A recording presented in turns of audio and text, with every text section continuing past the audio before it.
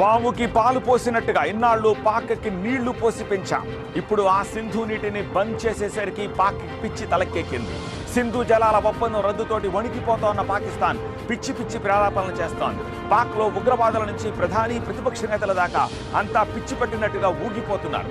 ఏదేదో వాగుతున్నారు. ఒకడు పీక కోస్తామంటాడు, ఇంకోటి నెత్తురు పారుతుందంటాడు, మరొకడు యుద్ధం అంటాడు. ఇండియా పేల్చిన వాటర్ బాంబు పాక్ని ఇప్పుడు షేక్ చేసి పారేస్తోంది. సింధు నదీ జలాల ఒప్పందం రద్దు పాకిస్తాన్ ఇంతగా భయపెట్టడానికి కారణమేమిటి? ఇప్పుడు పాక్ నెత్తిపై అతిపెద్ద వాటర్ బాంబు ఎందుకు ఎలా వేలాడుతోంది? డీటెయిల్స్లోకి చూద్దాం. సో సింధు జలాల ఒప్పందం రద్దుతో పాకిస్తాన్పై ఇప్పుడు ఎలాంటి ప్రభావం ఉండబోతోంది? నెంబర్ 1 ప్రభావం అసలు కంప్లీట్గా ఆహార భద్రతకే ఒక అభద్రత వచ్చేస్తుంది. నెంబర్ 2 తీవ్రమైన నీటి కొరత వస్తుంది. తాగునీటికి కటకట అయిపోతుంది. నెంబర్ 3 దిగువకు నీరు వెళ్లే అవకాశమే లేదు. మన దగ్గర నుంచి పాకిస్తాన్కి వెళ్ళకపోతే పాకిస్తాన్ నుంచి ఇంకా కిందకి వెళ్లే అవకాశమే ఛాన్సే లేదు. ఇక పాక్ పై ప్రభావం నెంబర్ 4 ఎడారిగా మారిపోబోతున్నాయి అక్కడ ఉన్న పచ్చటి పొలాలన్నీ కూడా. ఇక నెంబర్ 5 పర్యావరణానికి దీనివల్ల తీవ్ర నష్టం కలుగుతుంది. సో ఇక పాకిస్తాన్కి పొంచి ఉన్న మరో ముప్పు ఏంటంటే వర్షాకాలంలో ఈ సింధు దాని ఉపనదులు వరదలతోటి పరవళ్లు తొక్కుతూ ఉంటాయి.